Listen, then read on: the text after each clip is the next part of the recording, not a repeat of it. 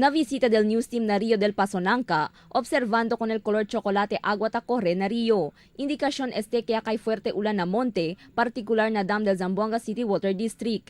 Na entrevista del news team con el manager del Production Department Engineer Teotimo Reyes Iho, actualmente ya vira na normal el nivel del agua na diversion dam. Este día talye este na normal nivel de 74.20 meters, mientras anoche subí pa na 74.90 meters.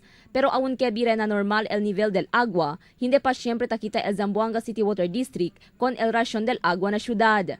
Level del dam Jaamon Ara is at 74.20. That's the normal level. Usually we have the stream flow. But last night, we even have higher than 74.20. It went up to 74.90, no? Almost 75. El normal level jam is 74.20.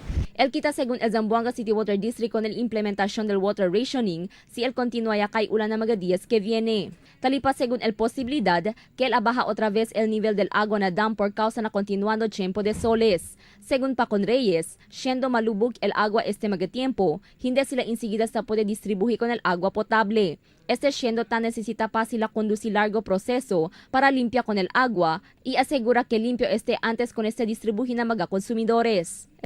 Kaya lang bin malubog el agua, no? Kay siguro este el first avenida ya chene kami. In short, kaya kalda-kaldiya takayle i-observe takay ulan, no?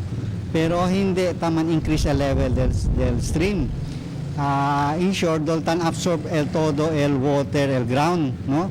So siguro because of kwanto days siya kayo taman ulan-ulan, not although not every day, no? But pero dol every other day el ulan plus dol heavy el precipitation el ulan na monte, no?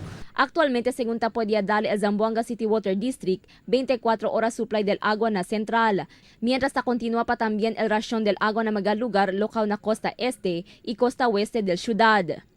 Cristal Almonía, Dateline Zamboanga.